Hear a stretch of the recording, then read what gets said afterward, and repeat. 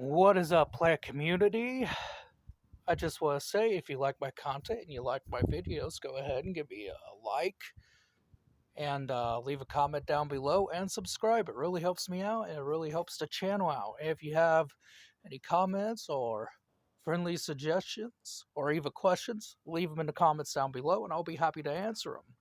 So, today I wanted to give a care video on the European cypress, or Elwoodii. So, as you can see, mine's a little damaged. I'll go into details about that. So, we'll start off with care first. So, for the European cypress, they have a nice blue hue. They could take partial shade to full sun. Inside, if you grow them as an indoor plant, you want to try to keep these by a bright window. They can take temps that are pretty cold in the ground, that is. In the pot, it's a little bit of a different story. Even in the ground, it is said that you want them to get quite mature before you let them take a real good frost. And that's what happened here is I let mine stay out and it got burnt. Luckily, the crown is safe and it'll just continue to push out new growth, and all this old nasty growth will slowly fall off. Man, a lot of things going on in the city today.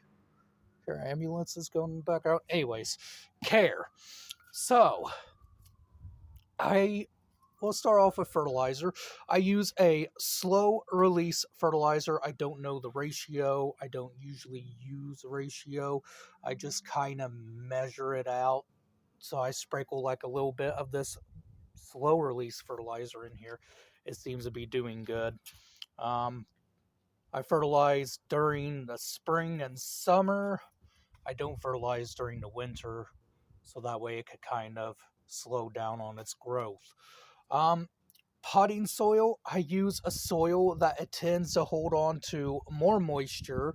They seem to like to hold on to moisture. Of course, where they naturally grow, they'd be growing next by rivers, streams, and ponds, I guess. That's where they would naturally grow. That's where I see a lot of our native cypresses growing.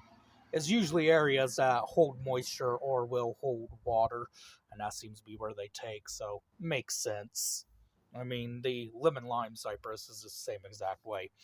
So, they can take direct light, just know you're going to be watering them a little bit more than what you would if you had them in more of a shadier location. My guy will be going out into a sunnier location where I will have to water it more. And if you have a black pot, be aware that the sun's going to hit that, heat up the roots, and it's going to be wanting a lot more water. So just be aware of that. Temps, being this young, if you get them that young, I would only let them experience temps really not even to 32. I try to stay away from frost if you're keeping them outside. I would just monitor your temperatures. A little bit of frost won't hurt them. Like you see here, got a little bit of a frost damage.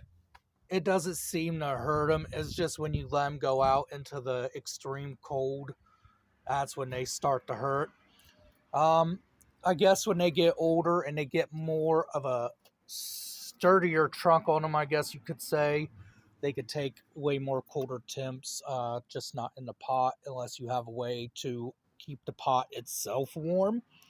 In the ground, it is said that they have seen them take temps way below zero, but sometimes you'll have the crown rotting away or you'll have something that goes wrong with them, but they will survive.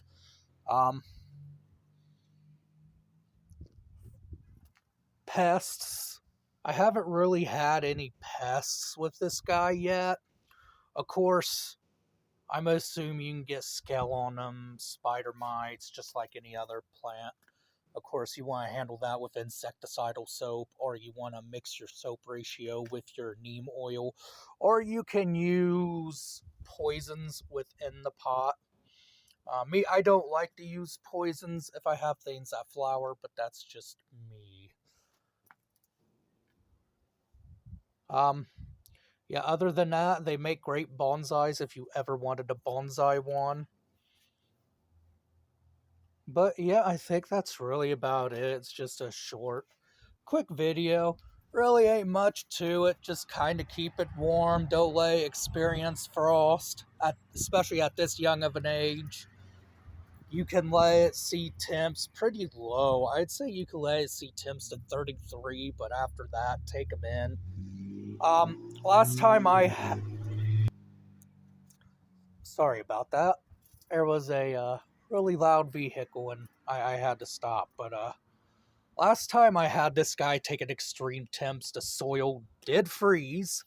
And yeah, this is the result of that. As you can see, it did get hit and it did not like it one bit, but is putting out the new growth, the new foliage.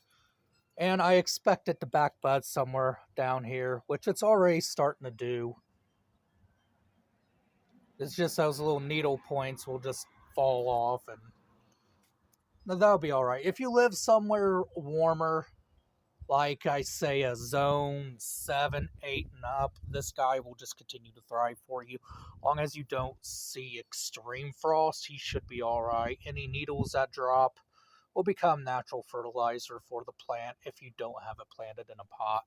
And what'll happen is the beetles, like the isopods and other things, will come in, eat those needles. It'll become natural fertilizer for the plant. But of course, being in a pot, that ain't naturally going to happen unless you do what I do and place your pots on the ground. And yeah, you might get a few creepy crawlies in there, but I don't mind them.